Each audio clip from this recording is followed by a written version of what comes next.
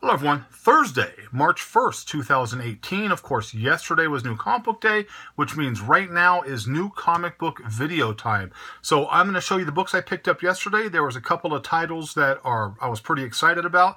And then this past weekend, there was a Toy Con at Circus Circus Hotel and Casino here in Las Vegas. And I found 4 books that I purchased at the show, 3 of which I'm extremely excited and happy to have picked up.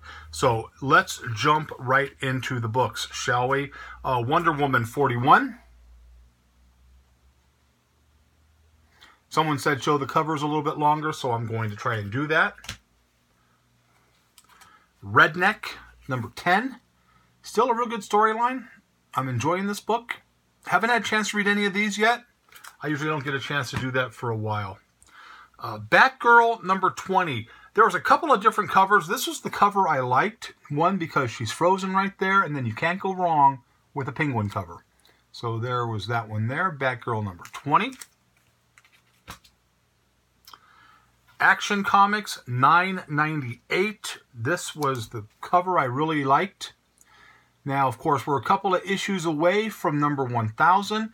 The shop I am going to now to pick up my books had people pre-order their books. They had a list and said, which ones do you want? How many do you want?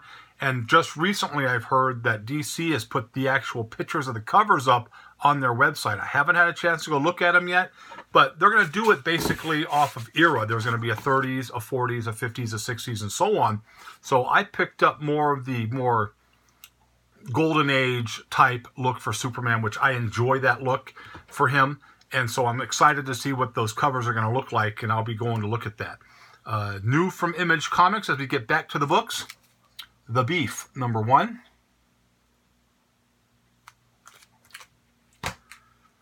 Now, Detective 975 had 2 different covers, and it's usually one good cover and one not so good cover, but this week both covers were really good. So this was cover 1. Right there, Batman. And then cover 2, which I thought was probably the best cover of the week. Right there, just like that. I like the red background, got the bats there. You know, Batwoman got some cuffs on, standing trial. So I really, really enjoyed that cover. Spider-Man Deadpool 28.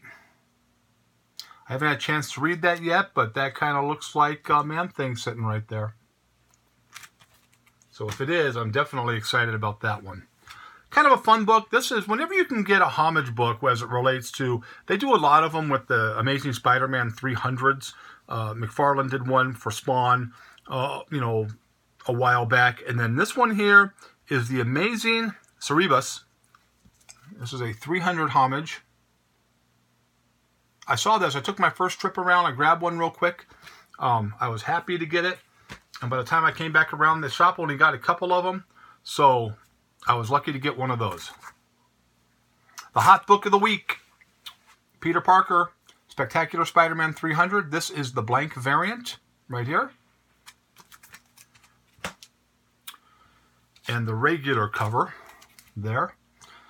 My shop that I went to didn't get a lot of the variants. Now, I don't know if it's because they didn't order enough of the books to get a lot of the variants, or if someone had already pre-ordered or prepaid for the variants. But these were the 2 that I picked. I picked up this one. There was one I saw online that I really liked. Spider-Man had Carnage on it. So I'm going to kind of look for that one. Maybe I can get one secondary market just because I thought it was a cool looking book. So that was one of the hot books that came out. A book that sold really, really well is Thanos number 15, second print, Cosmic Ghost Rider right there. Really nice looking cover on that. Just kind of stares at you. So I really enjoy that one there. And then the hot book that everybody ran at when the shop opened up was Thanos 16. Kind of a cool cover right there. So this past weekend actually, Circus Circus had their annual Toy Con. They have a Toy Con that comes out once a year at Circus Circus. The last few years I'd gone just to kind of check it out. Not a lot of comic book sellers, you know, basically because it's a Toy Con. So a lot of toys, a lot of artists, things of that nature. And then the people sell their arts and crafts and things like that. But they usually have some pretty good celebrities. But this year, when I went on a Friday, and I actually had my wife go with me. She never wants to do those conventions, but she went to this one and she actually had a good time. Was able to find some very interesting artwork that she liked. So went to the toy convention, walked around, didn't see a whole lot. I remember telling her, God, this seems like a really small show.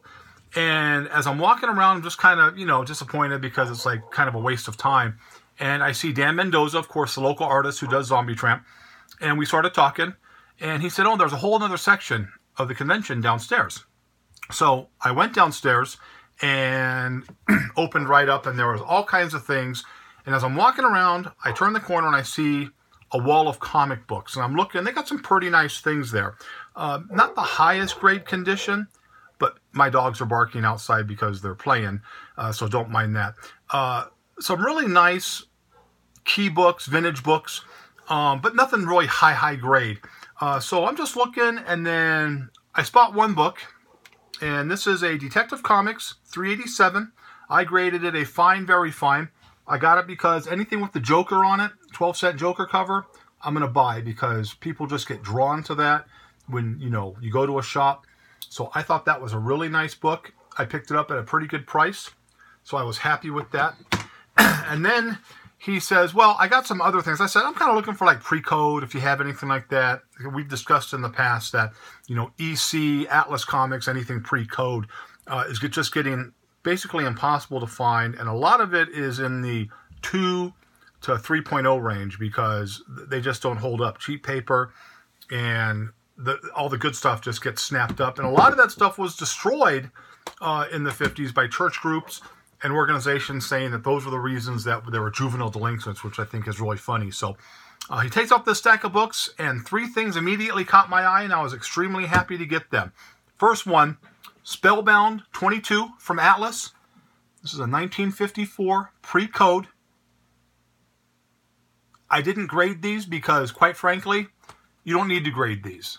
They are all going to be in the same range of the 3.0 to 5 grade, 4.5 grade, and you don't want to handle these too much because these books literally are just falling apart because the paper, again, that was used was really, really cheap. So I picked this one up, very happy with that. And then the last 2, I was very happy. I am a huge EC fan, and you just don't see these in town, and you don't see these at a lot of shows in this type of condition. Again, nothing high grade, but really nice 4.5 grade, which for these books is amazing. This is 1952, Crime Suspense Stories, number 9. Again, Pre-Code. That's a really cool cover. There's that. And last but not least, a lot of you who look at older comic books or kind of know the history of comic books are going to recognize this cover right away. This is Crime Suspense, number 25 from 1954, Pre-Code. This one's probably a 3.0, 3.5. It is attached, barely attached, but it is attached. So I just put this in a holder, and this is what it is. Here you go. That's a famous cover right there. Gentleman holding the knife with the girl walking down the street and has no idea what's about to happen to her. So for the 50s, I mean, if you see covers like this now, it's nothing.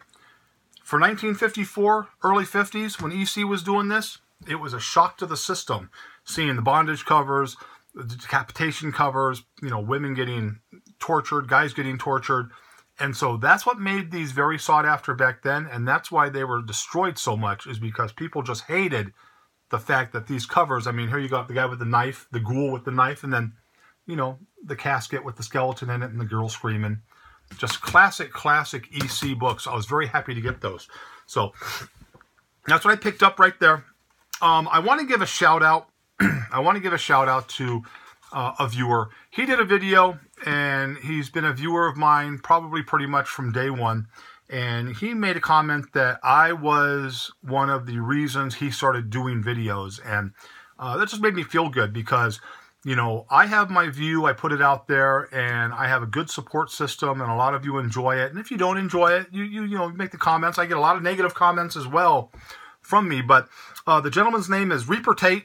He has a great video channel. I love his channel. Thank you very much for the kind words you gave me on your video. And, I'm glad that, you enjoy the content of this channel. I enjoy the content of your channel. So, if you haven't had a chance to see him, go take a look at his channel, Reaper Tate. And I think you'll enjoy what he has to say. He does some really good commentary on books.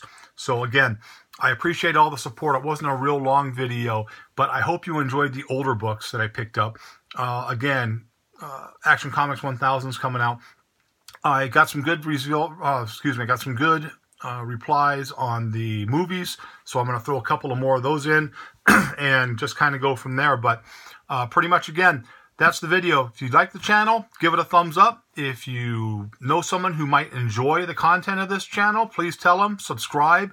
I just want to keep getting the message out there and just keep preaching my views. Don't have to agree with them, but I just enjoy doing this for the, for the community, for the people who are fans of the channel. So I appreciate everything, and I hope you liked the chat. I hope you liked the video. But if you didn't, as always, nothing I can do for you. Have a great, great night.